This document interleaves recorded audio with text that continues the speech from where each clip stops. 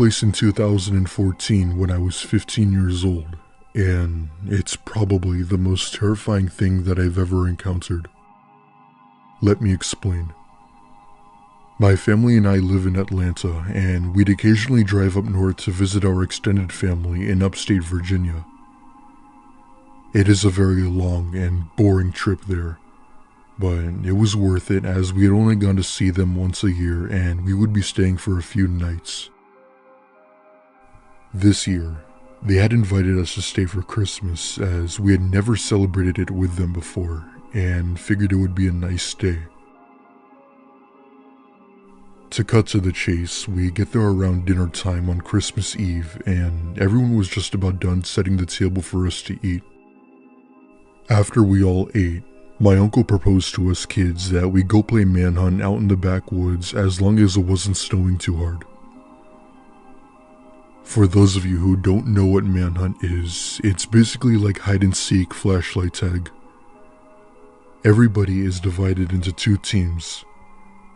One team is the hunters, while the other team were the runners, and whoever the last person standing was got a small prize. Each of us were equipped with a flashlight while my uncle kept a close eye on us. In this case, I was on the runners team and my uncle had given my team a good minute to pick a hiding spot. I chose to hide behind an old barrel that was thrown into the woods years ago.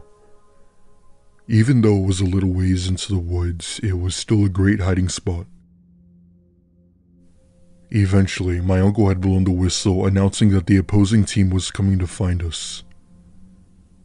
I ever so quickly ducked behind this large barrel about a good 25 feet away from the house. After about 5 minutes of hiding, I then began to see that the other team kept on getting closer and closer to my hiding spot, which meant that I had to move quick. I quietly walked into the woods where I was sure they couldn't see me, when I saw the dim glow of an orangish light about 20 or so feet into the woods. At first, I thought that it could have been one of the hunters, but this light wasn't as bright as a normal flashlight and the other team wasn't in the direction of this light. Being the curious kid I was, I started making my way over to it, wondering as to what it could be. My initial thought was that it was a lantern of some type, but I didn't understand as to why there would be a lantern this far out into the woods. Once I got about 10 feet away from it, right then and there it randomly shut off, allowing me to see nothing but darkness and the light snowfall. I then thought to myself that maybe I didn't need to see what that light was. Suddenly, I began to hear heavy footsteps in the snow approach me fast from behind. With it being dark outside and still snowing, I couldn't see anyone, so I assumed it was one of the hunters. I ran as fast as I could, a bit more closer to the house where I saw everyone crowded around, including my teammates. I had asked them what was wrong, and all I remember was my dad and uncle telling me to go back inside. When we did, my mom came to tell me and my cousins that there had been a police officer that came up to the door and informed them about a few locals who reported a serial rapist in the area. My blood ran cold as she told us this, and I immediately explained what had happened to me in the woods. Needless to say, we called the police back and they have a team out searching in the backwoods. However, they never did end up finding whoever chased me in those woods, and we never found out what that light was. I haven't been back up there since, and neither have my parents, and we don't plan on ever going back up there anytime soon.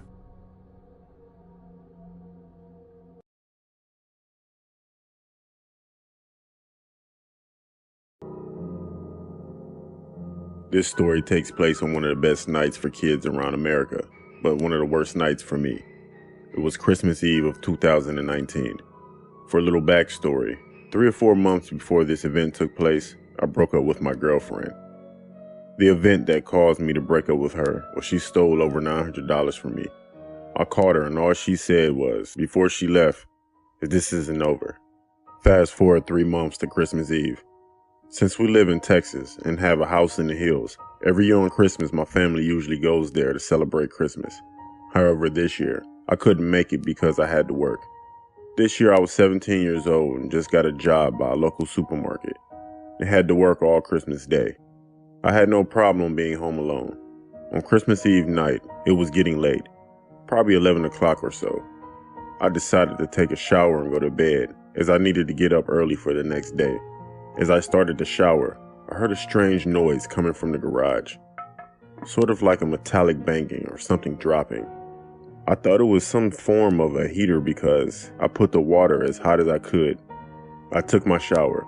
When I finished my shower, I went to go to bed, and as I did, I heard the noise again. Although this time, it was on the other side of the yard. I was confused because I didn't think there was anything over there. I went to go look outside the window and see. I looked out and didn't see anything but my backyard, completely empty. I completely disregarded it because my backyard is pretty flat and empty, and it has nowhere for someone to hide. Now it's hard to explain, but my window was fairly large, and it has a blind spot to the left where there's a corner where someone could easily hide, but I was tired and didn't think about it. As I walked off, I heard a bang, but this time it was on my window of my house, and as I looked out the window, I saw the figure of a person dressed in all black standing at my window. It made me jump, however, I wasn't too scared as I am fairly a large dude and a high school football player. This all changed when he reached for his pocket for what I assumed was a gun. I ran away from the window toward my parents' room to go retrieve my dad's shotgun.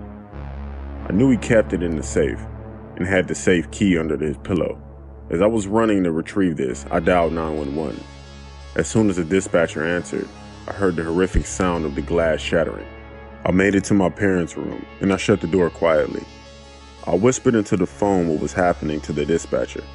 She said to stay on the line as the county sheriff was en route, but it would take about 5 minutes or so. I told her I was going to retrieve the shotgun. She said that's not a bad idea, but only use it if I had to, with caution. I quickly realized my dad took the gun with him because they were going to the gun range. I informed the dispatcher that the gun was gone. She said to make sure to stay on the line.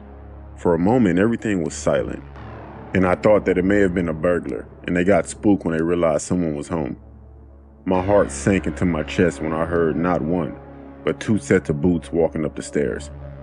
I heard a heavy metal pole scraping the floor. I locked and barricaded the door to my parents' room. Then I almost passed out when I heard one of them talk. Not in any voice, but my ex-girlfriend's voice. She said, "Merry Christmas, Tommy," and I heard a male voice mockingly say, "We know you're in there," and he knocked on the door of my parents' room. I almost screamed and got underneath the bed. My ex then said, "Don't worry if you can't open the door, we'll open it for you." I heard the pole hit the door and the lock falling out of the door to the floor. I had to put my hand over my mouth to keep from being too loud. All of a sudden I heard police sirens and my ex muttering, "Oh shit." They ran down the stairs to run out the front door when the officer said freeze. I heard a bunch of yelling and then an officer came in and said, "If you're in there, make yourself known." I called out to him saying I was Tommy and I called 911. He told me to come out slowly with my hands visible. As I left my parents' room, I saw the 2 being escorted out in handcuffs. The rest of my night consisted of paperwork and me talking to my parents who were making a 3-hour drive to come home. This incident was very disturbing to me, and I'm grateful that I reacted the way that I did. Had I not, I might be dead right now.